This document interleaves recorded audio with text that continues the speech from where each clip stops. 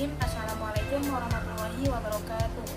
Perkenalkan, nama saya Ranti Fahira. Saya dari jurusan Ekonomi Syariah kelas C semester 6 dengan NIM 1714191. Di sini saya akan sedikit menjelaskan beberapa poin mengenai bank. Yang pertama yaitu mengenai dasar hukum perbankan.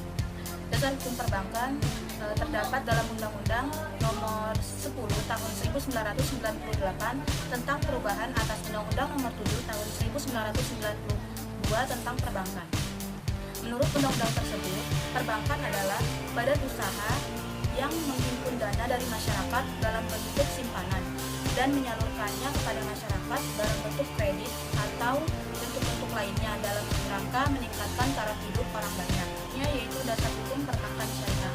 Dasar hukum perbankan syariah terdapat dalam Undang-Undang Nomor 21 Tahun 2008 tentang perbankan syariah. Selanjutnya yaitu mengenai fungsi bank.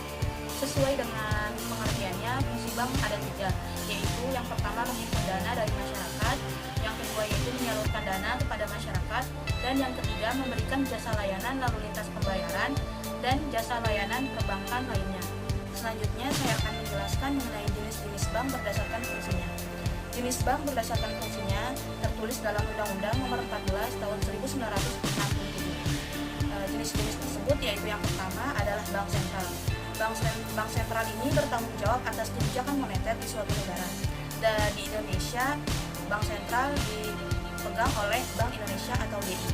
Bank Indonesia ini berfungsi untuk memelihara kestabilan nilai rupiah di Indonesia.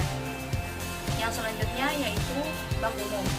Bank umum itu adalah bank yang melaksanakan kegiatan usaha secara konvensional atau secara syariah yang dalam kegiatannya memberikan jasa lalu lintas pembayaran.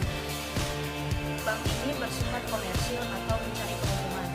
Yang ketiga yaitu Bank Perkreditan Rakyat atau BPR.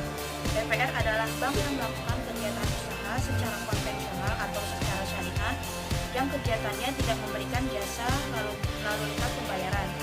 Bank BPR ini jauh lebih sempit kegiatannya dibandingkan dengan bank umum, karena di bank BPR itu tidak menerima simpanan giro, kegiatan falas, dan perasuransian. Selanjutnya saya akan menjelaskan mengenai kegiatan-kegiatan dalam bank. Sesuai dengan fungsinya, kegiatan dalam bank itu ada tiga, yaitu menghimpun dana atau disebut juga dengan funding, dilakukan dengan cara menawarkan berbagai jenis simpanan yang biasa disebut dengan rekening. Contohnya yaitu simpanan giro, simpanan tabungan, dan simpanan deposit.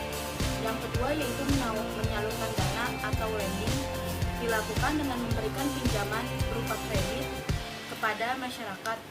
Contoh-contoh kredit tersebut yaitu kredit investasi, kredit modal kerja, kredit perdagangan, kredit produktif, dan lain-lain. Yang ketiga yaitu jasa bank lainnya atau biasa disebut dengan servis, yaitu contohnya untuk transfer antar bank, clearing, collection, safe deposit, bank card atau kartu kredit, bank notes, bank garansi, dan lain-lain. Berikutnya saya akan menjelaskan sejarah singkat mengenai Bank Mandiri. Bank Mandiri ini didirikan pada tanggal 2 Oktober 1998.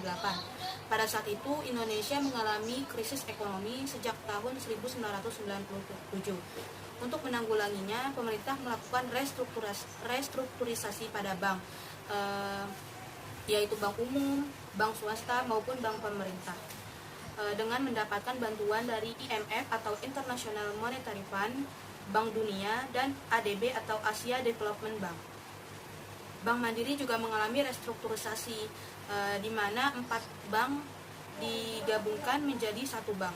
Keempat bank tersebut yaitu BBD atau Bank Bumi Daya, BDN atau Bank Dagang Negara, Bapindo atau Bank Pembangunan Indonesia, dan Bank Eksim atau Bank Ekspor Impor.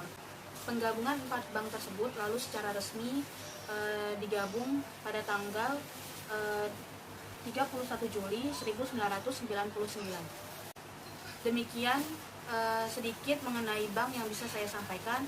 Kurang lebihnya mohon maaf. Wassalamualaikum warahmatullahi wabarakatuh. Demikian sedikit mengenai bank yang bisa saya sampaikan. Kurang lebihnya mohon maaf. Wassalamualaikum warahmatullahi wabarakatuh.